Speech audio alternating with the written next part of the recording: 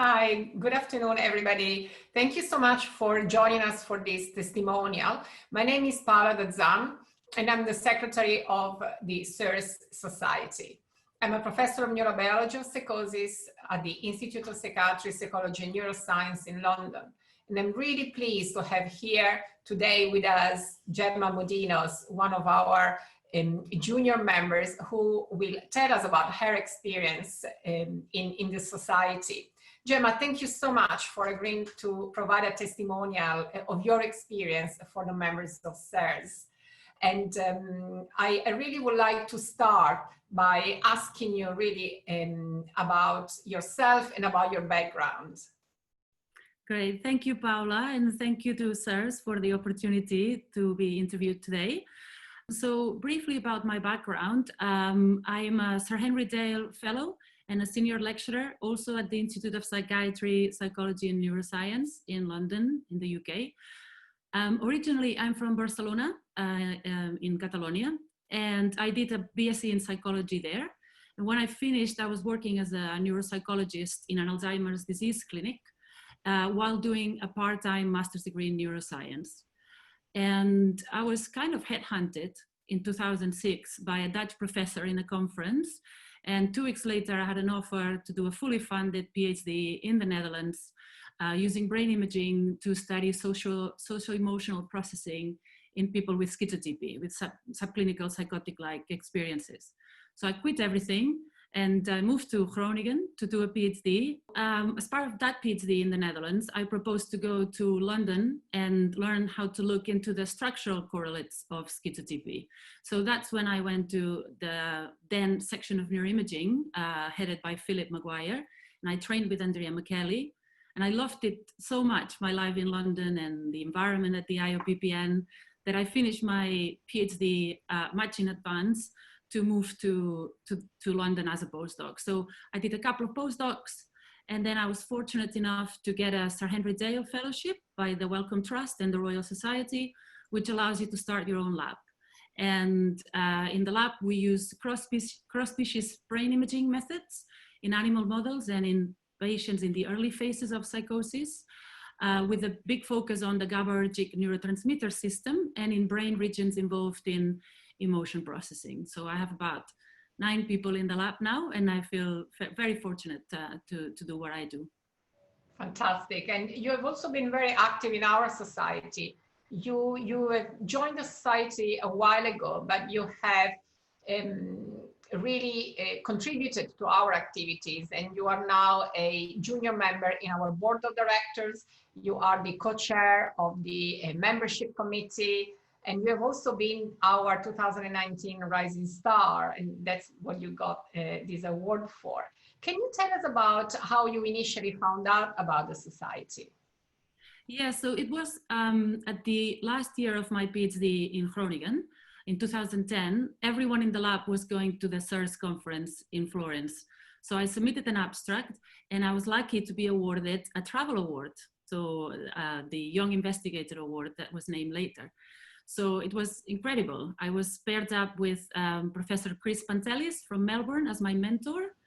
And so he really looked after me and introduced me to loads of people, and it was incredible. So that was my first experience, the 2010 conference. And so it was 10 years ago, but why did you choose to stay with the society and to devote time and energy to its activities?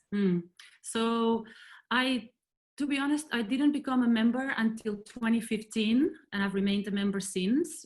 And that was mainly because of the discount on the registration for the conference, right? So as an early career researcher, really, money doesn't come in buckets. So that was the reason to become a member in the first place. But obviously I knew that my passion was in schizophrenia and that I wanted to have a career in the field of schizophrenia research. So staying a member was the logical thing to do for me and for my career. So that's the selfish bit. Then there's the community bit. So I also wanted to make sure that I could contribute to the scientific community that I am part of, and that I wanted to be part of for years to come. So it was a couple of years ago that I put my name forward to join one of the committees. So I don't know if members know, but in the website, there's a possibility to put yourself forward to be considered to join committees. And so I did that.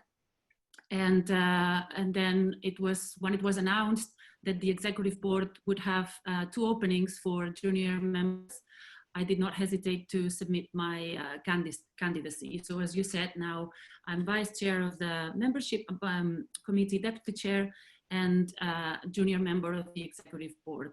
So to me, it's very important that SIRS acknowledges the importance of having the voice of early career researchers heard and incorporated. So if you are an early career researcher considering maybe the membership, it really does go beyond cheaper registration at a conference. And it's not just a club of really famous senior people. And if you put yourself forward, there are opportunities to be recognized and incorporated in the SIRS mechanism. Fantastic. Thank you so much, Gemma. This is really important to hear for us also as members of the executive office. It's something that we are really working on. We want the society, like you say, to be open, to involve the junior members and all members of the community. And over the last few years, we have certainly worked very, very intensively and effectively, I would say, to make sure that our society is really representative of the membership, which is a very varied membership indeed. Mm. And you also told us about your experience of the society and the sort of selfish part, which is still very, very important. And it's good to hear that this can make a difference, and you know, especially at that early stage, but also about your contribution to the society. So based on your experience of somebody who has been with us for a long time, what do you think would be the statement, you know, a short statement that best describes our society? I think it's hard to put in a short sentence, but I would say it is an active society. It's prestigious and it's inclusive, and it's a world-leading network of people who are working together to really better our understanding and the care of people with psychosis. Thank you. I think that's a really nice way to summarize the activities that we do. And considering the people who are perhaps listening to us now and who are not members, would you recommend our society to other people with an interest in research in schizophrenia? And why do you think you would recommend maybe to your junior team now, you know, the team that you said you have now, in fact, at this stage of your career? Why would you recommend our society to people? So I would recommend it without a doubt. I recommend it because, as I said, it goes well beyond a cheaper registration fee to a conference. By becoming a member of SIRS, you become a member of a community, and that goes beyond a conference once a year. There's plenty of opportunities. Maybe people are like joining a committee that people didn't know you can put your name forward to do.